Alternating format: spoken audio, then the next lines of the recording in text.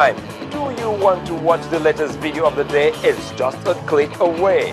Friend us on Facebook, YouTube, follow us on Twitter, Google+, participate in Channels TV poll and share your comments. It's a website you can talk to. Your voice will be heard. ChannelsTV.com. The news at your fingertips.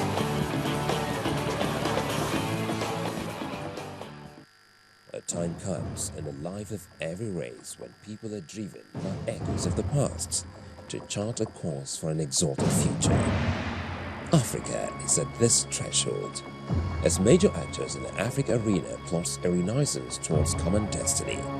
Let's pedal across the streams of yesterday, from the back streets of Africa to the defining roles of policymakers, the political realities of the African nation, balance of power, and the strive to sustain national interest and identity. Join us on Network Africa on Channels Television. Network Africa, the rallying point for the emergence of a new Africa.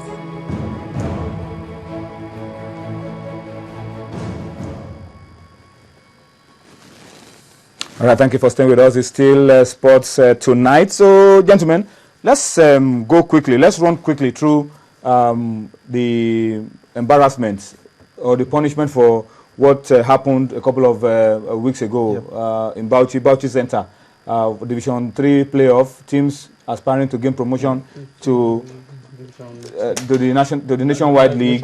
Nationwide league, and that's supposed to be the lowest level of football in Nigeria. So, I mean, borrowing the words of Bitrus Bewaran, General Manager of Plateau United, his team also involved in it. He says he's shocked that at that level of football in Nigeria, things like this could be going on. But today the NFF met, organizing committee of the Nigerian Football Federation, led by the Vice President Michael May, met, and the NFF head of competitions also met. There was a special committee that the NFF set up to look into all of these issues. They met today in Abuja and adopted the recommendation of the committee on all that happened. A ban on all the 4 clubs for a period of 10 years. The 4 clubs involved, I was talking about Akoba, FC of Nasarawa, Plateau Feeders of Plateau, Police Machine of Adamawa. I mean, the police are involved in this one as well. And Bubayero of Gombe.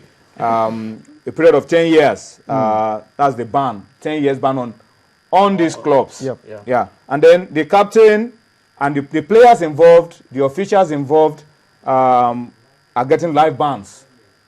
Live ban on the players involved. The match officials, center referee, assistant referees, match commissioners, banned for life for not living up to their responsibilities and for allowing the game to be brought into disrepute, not using their powers within the regulations of association football. Because when you saw that the trend was going in a particular way, you have the powers to stop the game and cancel it. And I think this is a very good and very good decision from the Nigerian Football Federation. I think the club should also be banned forever. Why banning them for 10 years? You know, at the lowest level of the Nigerian football, if you could have this mindset of corruption, of match fixing, then if you get to the highest level, you will still try to bring it on table. And I think, you know, banning them for 10 years for me is something very, very not acceptable. They should have banned them for life, just like they banned the players and the officials. And the most important is they ban the players and the officials. We need to see their name and their pictures, so they could be recognized. It should be posted. There's no change of name. So there should not be change of name. Some people, players will start going to change their passport, and some even the officials. We should see their pictures. It should be posted everywhere for us to know that these officials, this player has been banned forever. They should not be involved in our football. We should, like I said, we just need to do everything. We just need to come up with this, you know, very difficult and hard punishment on people that found guilty of, you know, turning the rules upside down. Why score 79 goals there? Because you want to get the promotion. You can wait for a whole season. It's rather absurd, I tell you, because when the news actually flew in, I was stunned to the bone marrow, because I felt that how do you score as much as 79 goals in 90 minutes? In 90-minute game, it means and on the same day in another game of significance to you, 67 goals. I mean, it was very obvious. It was very obvious that something went wrong. I think it's really a very good move towards the right direction that the body, the Nigerian Football Federation, came out to actually place bans on live bans on all these players. I think it's the right move towards the right direction. And of course, for the coaches, very, very good. I say thumb up to the Nigerian Football Federation. But of course, we're looking at those involved, the coordinators, those that. Yeah, but let me come to another issue around those that were punished. The the coordinator of the center. You know, this game was taking place in Bauchi, Bauchi Center. The coordinator of that center, who is a board member of the Nigerian Nationwide League, Alhaji Tanko Bawa Meyaki, was also found seriously wanting in the discharge of his responsibilities, but the NFF said his own case is a special case. The board of the Nigeria Nationwide League should deal with it. For me, it's not why would we announce ban for players, ban for officials, ban for referee, ban for match commissioners, and everybody involved? And when it came to the coordinator of the center, you are referring his case to a lesser body to give him appropriate punishment. You know, in my own opinion, I think they were biased on that one because maybe they didn't find enough evidence to indict him. No. If the coordinator was present at the match venue and he saw the happenings, he scored the way they're scoring goals. But if the match commissioner refused to stop the game, if the referee refused to stop the game, the coordinator can say, "Hey guys, stop this is an abnormal setting. This is an abnormal setting. Let's stop this game," and immediately write his report and send it to the league secretariat for him to allow the game to be concluded and attach a report that this game is concluded. I think you should also get a ban.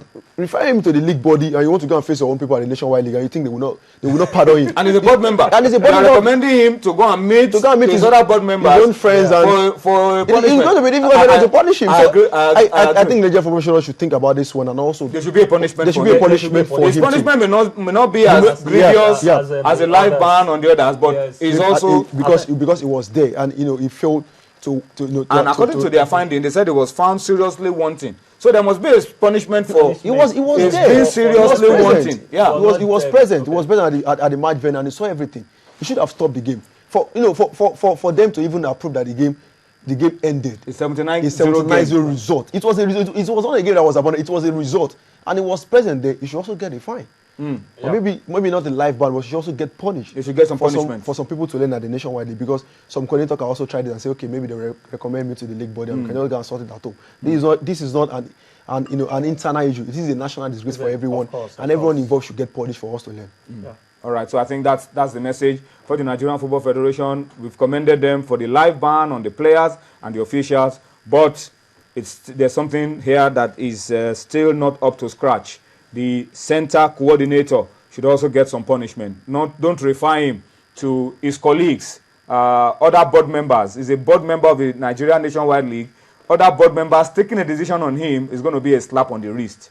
There should be some sanctions for what he's done. Maybe not as grievous as the others, but for being the match coordinator that produced 79 games results in a match, 67 in another game, and is the coordinator of these games, he should also get something. But the NFF, in their own wisdom, said, okay, let his colleagues decide what his punishment will be. We'll keep our eyes on what the punishment will be from his colleagues and see if it will be commensurate with what has happened to Nigerian football or not. So that's just around what happened today. Let's go on a break. This time we want to step it up and move to the highest level of league football in Nigeria, the Globe Premier League. We will bring you highlights of the game between Rangers and Nimbe City. We have plenty to talk about when we return from this break. My name na Patito, I be first class truck driver. My life will not get to duplicate, that's why I dey enjoy am well. If na my work, I dey go with the jollyment.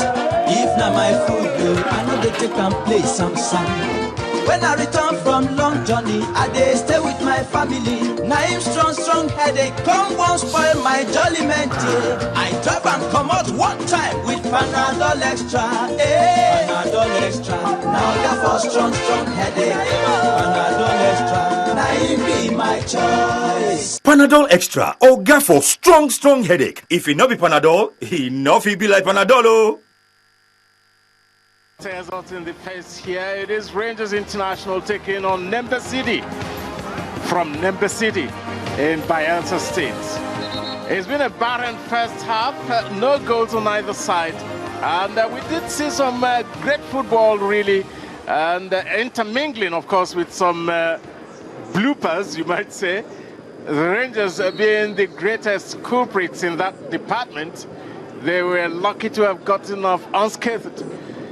Nimbe City, for their part, has been at the receiving end of some fierce Rangers attacking, and great goal.